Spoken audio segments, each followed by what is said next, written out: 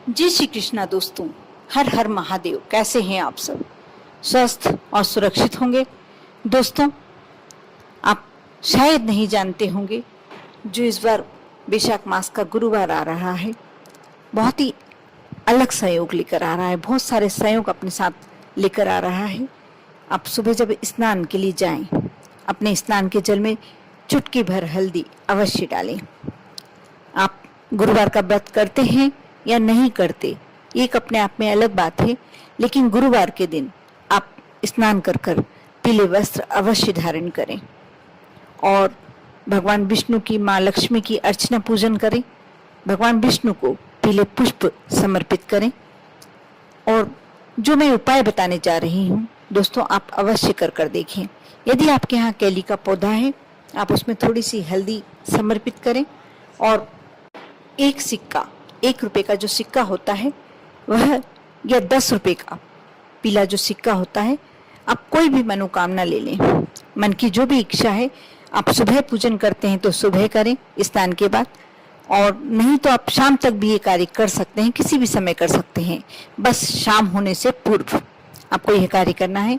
यदि आपके यहाँ केली का पौधा है छोटा, तो आप घर में भी कर सकते हैं, नहीं तो कहीं भी आपको केली का छोटा पौधा दिखता है उसके नीचे कार्य कर सकते हैं।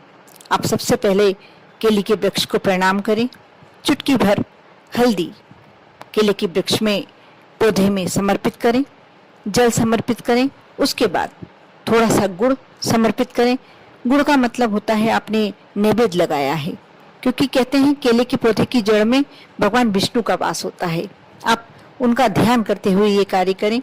उसके बाद आप कार्य करना है, या तो आप 1 रुपए का सिक्का ले लें, लेकिन यदि आपके पास 10 रुपए का पीला वाला सिक्का है या 5 रुपए का पीला वाला सिक्का है, तो आप यदि उससे करते हैं तो ज़्यादा श्रेष्ठ होगा। इसे केली के वृक्ष के नीचे या पौधे के नीचे मिट्टी में गड़ा दें। जब आप गड़ा रहे हैं उस समय अपने मन की जो भी इच्छा है, मनोकामना है, धन संबंधी, यदि आपकी बहुत ज़्यादा परेशानी चल रही है, कर्ज से परेशान है। कई बार ऐसा होता है दोस्तों कि हम मेहनत तो बराबर कर रहे हैं, लेकिन हमें पूर्ण फल प्राप्त नहीं हो पा रहा।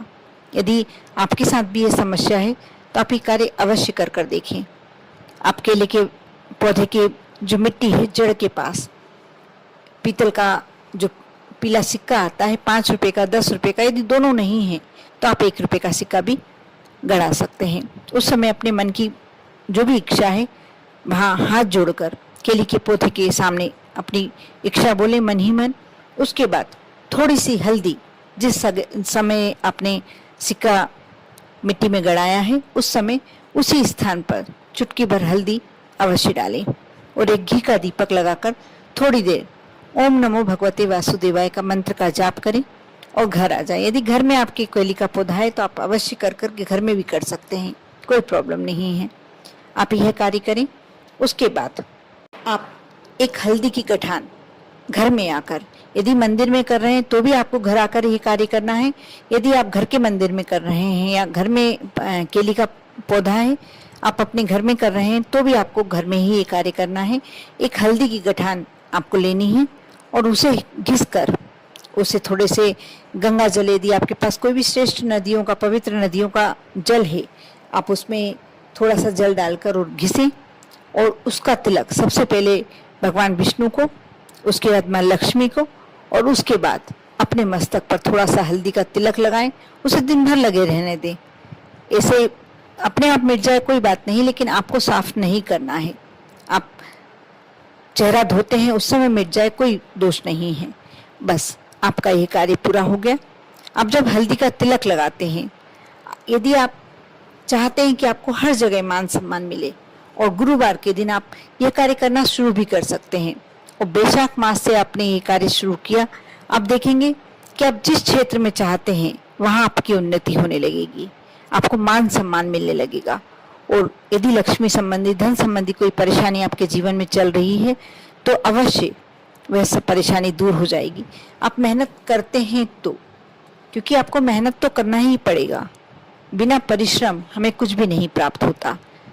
हमें कुछ भी प्राप्त करना उसके लिए परिश्रम आवश्यक तो होता है, लेकिन कई बार हम मेहनत करते हैं लेकिन उसका प्रतिफल हमें इतना अच्छा नहीं मिल पाता। तब हम यह उपाय कर सकते हैं। कर देखें। बहुत छोटा सा उपाय है, लेकिन बहुत ही उत्तम उपाय है, बहुत ही श्रेष्ठ उपाय है।